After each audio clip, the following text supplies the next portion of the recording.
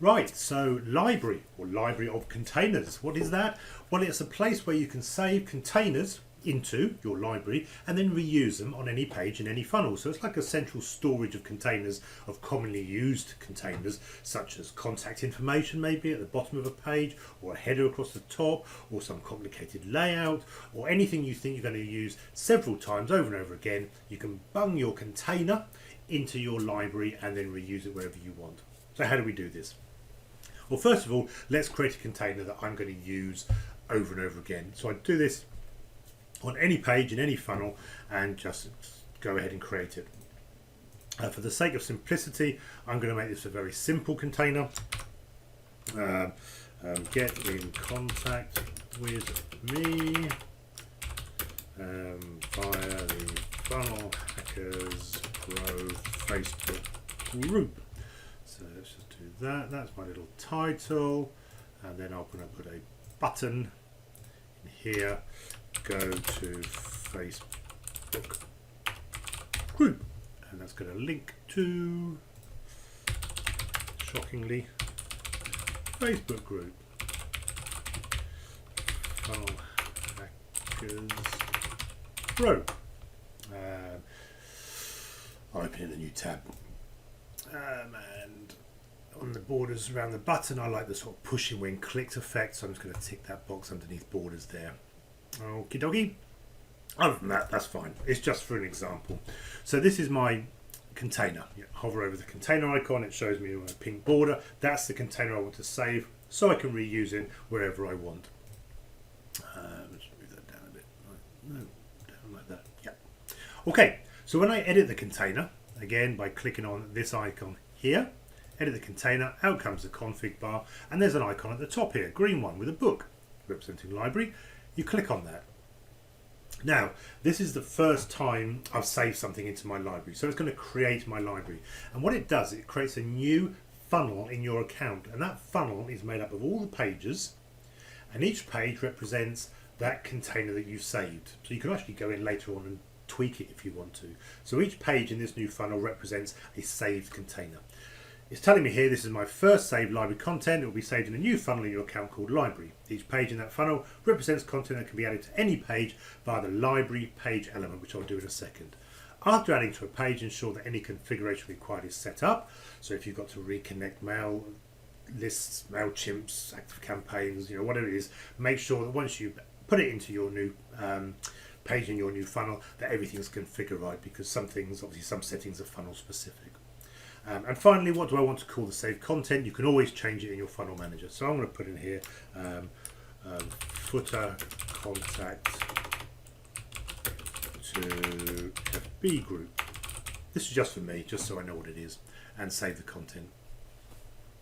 That's it. That container has now been saved.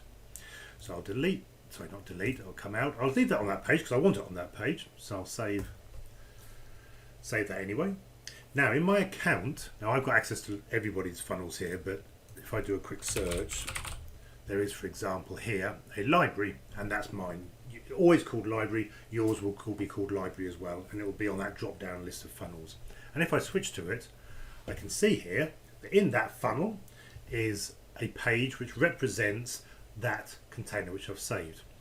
The options available are less because it's a library page rather than a full page, but I can edit it. And there's that content which I've done. So I can go in here and tweak it if I want to, now that it's in my library. It does not go back and update it from whence it came or wherever you've added to it. I did ask out, and the strong opinion was, no, I don't want it to be a live link. This is something which if I want to change it, I'll do, and those changes should only be reflected when I'm added to new pages and not older pages. So let's come out of that. There it is. That's my container which I have saved.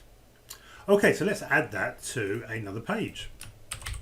We go back to the one I was playing with, which is this one, and I want to put that stored content to the bottom of my thank you page. So I'll go into my thank you page, and I want to add it to the bottom of this page. So I can just click on plus, and choose this library icon. It's beta at the moment, as I'm showing you now. That's just so I can keep an eye on things as it's a new feature. That beta mark will go once I'm happy, which I think I am already, but I just like to be sure. Anyway, click on that and it will say, right, what content do you want to insert? This will be a drop down list of all of the pages, i.e. containers I've saved in my library.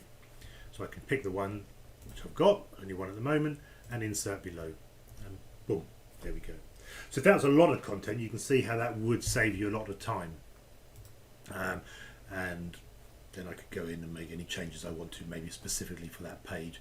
Maybe I've got a green button already, so I can now go in and make changes specifically to that page. Something like that.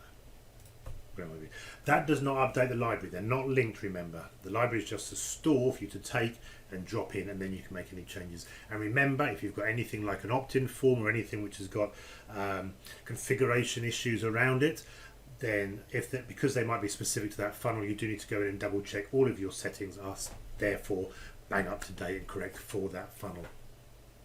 All right, that's it really. I'm going to I don't want it on that page, so I'm just going to delete that for now because I don't want that there.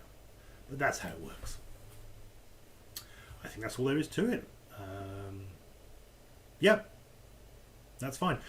What will happen by the time you're probably watching this video is that down the left hand side here there will also be an additional library option there to save you having to go to your drop down list of funnels and finding it. Okay, so that will just make things easier for you.